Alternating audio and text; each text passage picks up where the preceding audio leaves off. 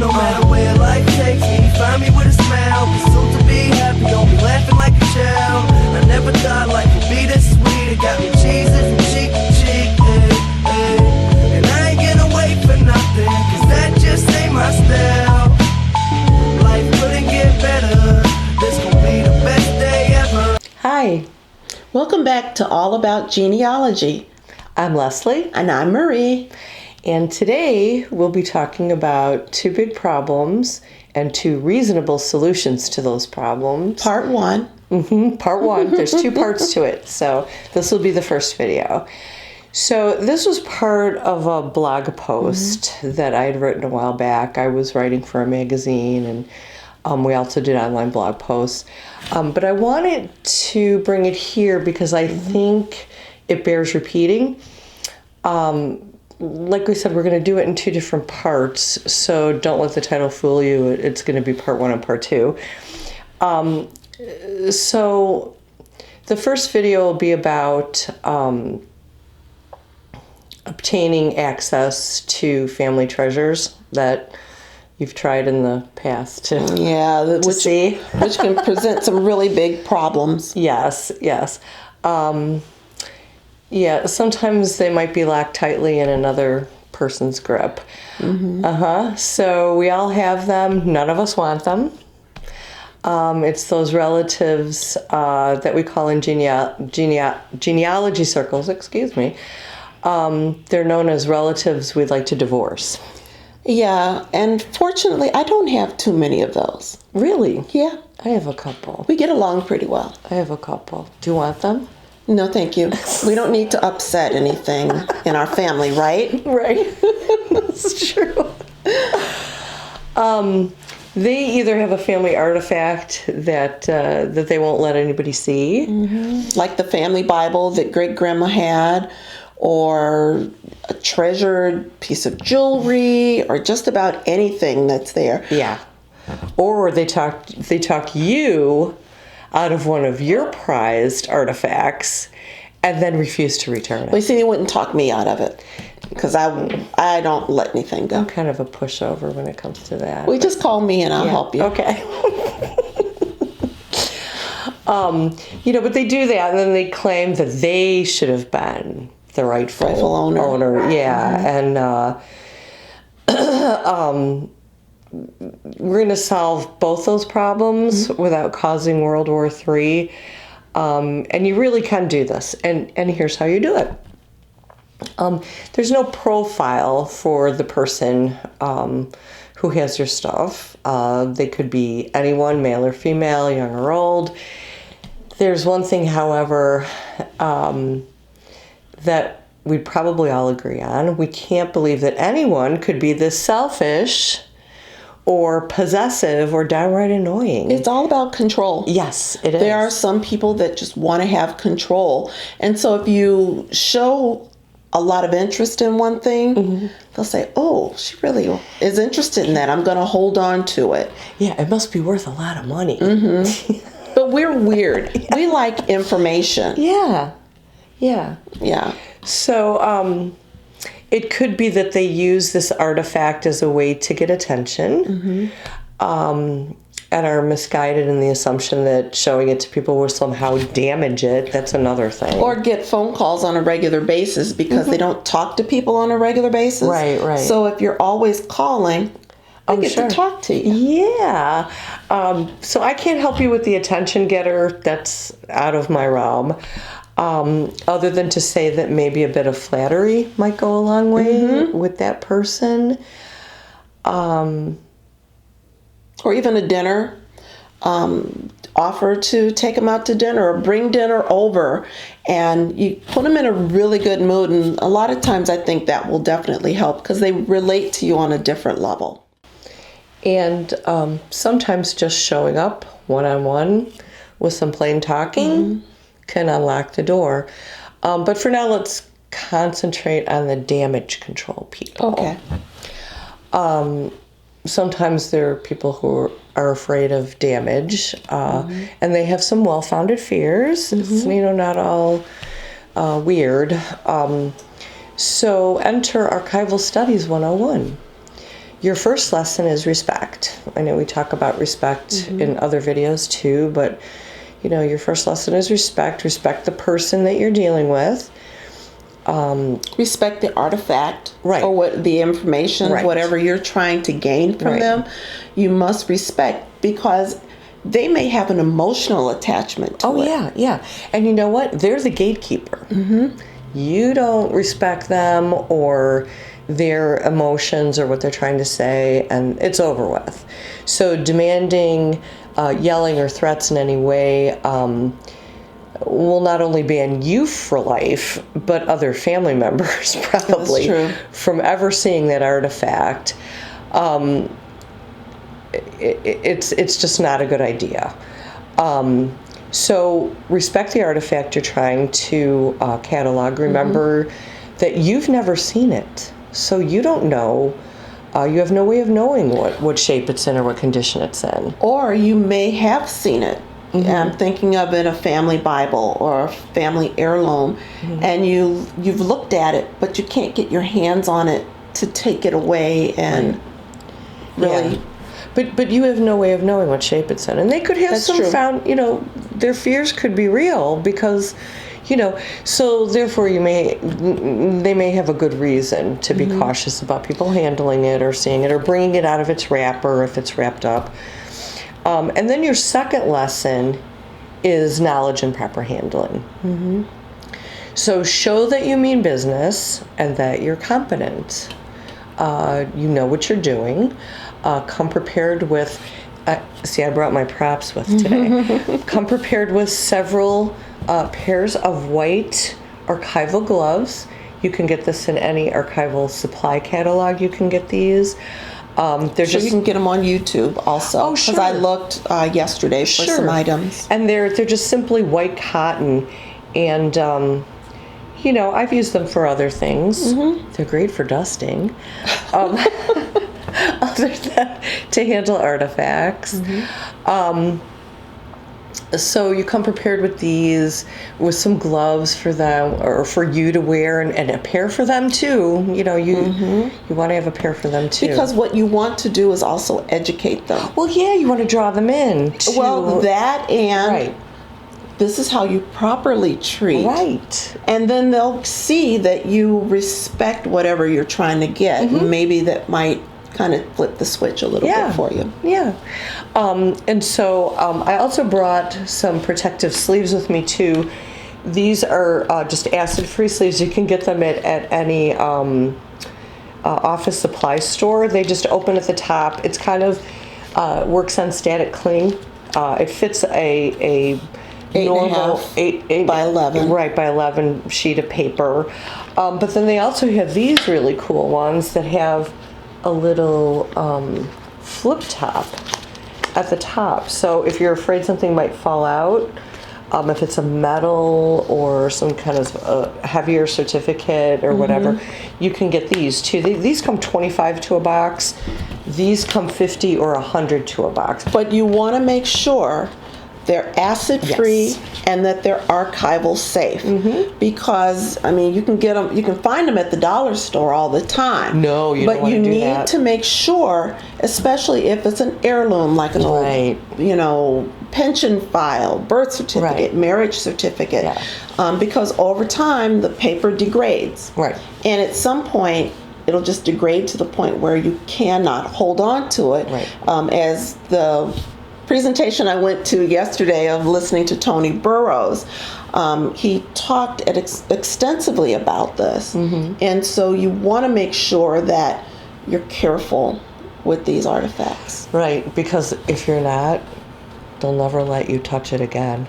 And you don't want that. And you risk the item getting oils from your skin. Which causes it to degrade. Or dirt. We never realize how dirty our hands are until we wash them.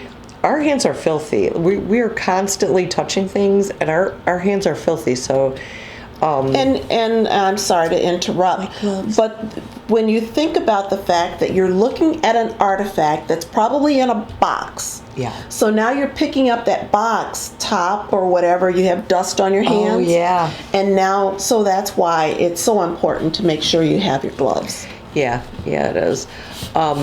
So you might want to come armed with an archival pencil, a mechanical pencil. Number 2. Right, number 2. Or you could just use a regular number 2 pencil.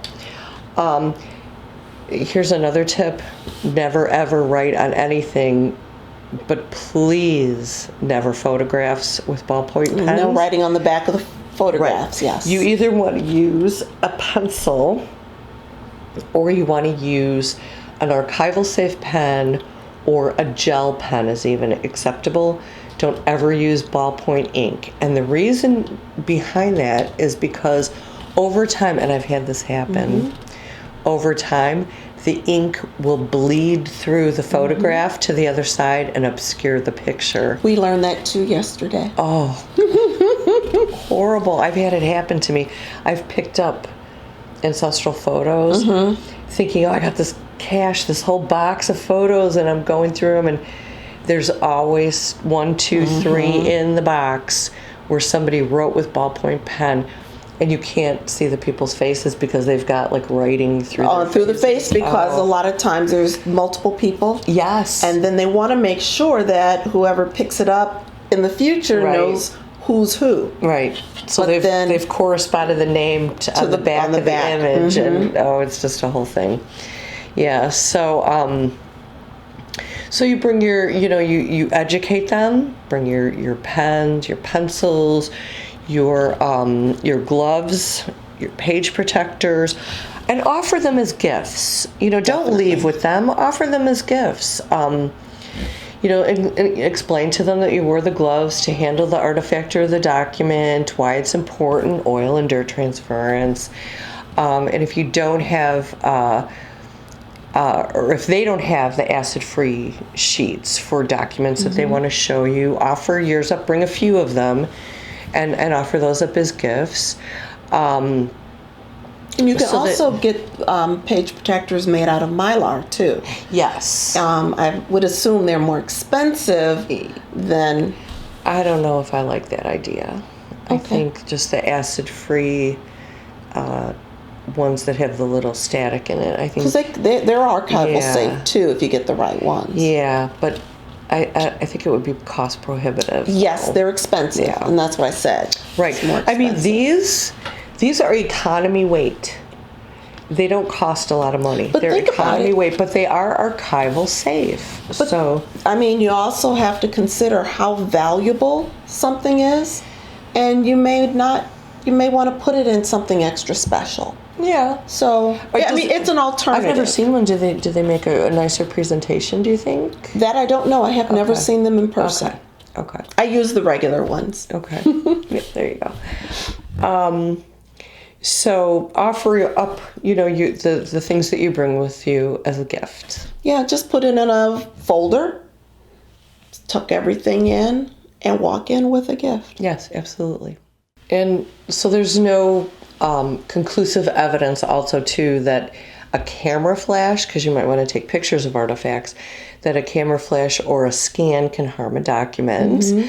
But if the person holding the artifacts believes that there is, then there's probably no way to talk them out of it.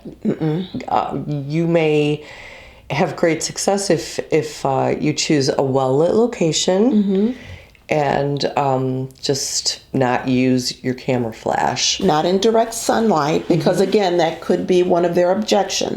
Right, absolutely. So if all else fails, and it's a paper document, you could also write an abstract of that paper document, which just basically means pulling out the facts out of the document, leaving all the ands, to, whens, where, how, whatever, and just pull the facts out. Yeah, and if you have enough time, you can try to recreate that document. Right. So any certificate wording or any script or pictures. If Yeah. you can, I can't draw a straight line with the know. ruler, so I'm not going to be doing anything major like that. Yeah. But that is another alternative Yeah. if you have the time and the gumption. There are people who do transcripts. Now, a transcript is a true accounting of a document. Like if you put it next to the document, the transcript and the document, they should be as much alike as you can get them, your transcript. There are people that will take the time, if it's like a baptismal certificate or a confirmation certificate, they'll do all the scroll work and everything just so it could be a true transcription. You don't really need to go that far. Especially now with technology, I mean, even with an iPad, Right. you can take a really good picture without a flash Yeah. and have exactly what you need. Now, the one important thing is making sure when you take that photograph, you have that device, whether it's the phone or the iPad or computer, on a very sturdy stand, if possible. Yes. Because you don't want to wobble and have things go out of focus. So make sure that you're able to do that, and you can get creative. And make sure you steady. Or Right. So the third lesson of the three lessons is friendship and courtesy. You want to plan to stay as long as you're welcome, or you think you're welcome. or maybe longer if they want you to stay longer than. Yes. But keep in mind, if you stay longer, then you might say something you wouldn't want to say. So, if it's a trial just for you to get there, just to put up with this person, you may not want to overstay your welcome. But sometimes, especially if it's a more senior person, they want someone love the to company. listen to. They want to tell the stories. So Yes. you don't know. You may actually pick up information Right. that you had no clue about. It's like I so told right. you, I asked my mother a question yesterday and she said, "Oh yeah, I know that." Well, after all the discussions, all the interviews that I've had, she's like, "Yeah, I know." Yes. Well, why didn't you tell me didn't you before? tell me? So you Yeah. can definitely pick up additional information from your research just from those Absolutely. conversations. So, and another thing to remember is that when you're there, never belittle the artifact holder's fears as they relate to the artifact. And this is an absolute no-no. Remember this. Do not ever engage in any kind of gossip while you're there about other relatives. Oh, you might want to also avoid politics. Yes. You can all you want to. You can make sympathetic sounds, but do not gossip because it could backfire horribly on you. Sometimes older people love to gossip, and no, just don't engage in that battle. Because that other person may have another artifact that you want and found out that you talk bad about them. Or she could turn around and tell that relative what you thought. That's never a good idea. So you may want to ask them if they have anything else they would like to show you. Maybe offer to show them or supply them with other things that they would need to preserve it. And as always, this goes without saying, while you're there, interview. Never stop asking questions. And a great interview trick, it's one I pull out of my sleeve all the time. When they start talking, you be quiet. Don't interrupt them. Don't ask any questions. Let them talk. It's kind of like sales 101. 101. When I first started my career, I did sales. And one of the first things that you learn is that you ask a question and you shut your mouth. Right. Because what you can end up doing is talking you out of the sale. Yeah. So in this case, you can talk them out of, you may say something, they lose their track of mind, Right. Or lose the thought that was in their head. So just keep it closed. And sometimes it's really hard not to do that, but I've just learned to cross my toes. Right. Or I know. you think about your next question, but let people talk. Right. And you will know when they're done. You'll know when they're done talking. They will pause and they'll give you an expectant look like, okay? Or they will ask you if there's anything else that you want to, ask them or whatever. So always interview. As a genealogist, you should always be prepared when you're meeting another family member. And you should always be armed with at least 3 questions that you'd like to ask them about family or anything interesting that may have happened in their lives. Those are always really good stories. So that concludes this segment, but stay tuned for part 2. Can I please have my stuff back? Thank you. No matter where life takes me, find me with a smile. Pursuit to be happy, don't be laughing like a child. I never thought life would be this sweet. It got me cheesing from cheek to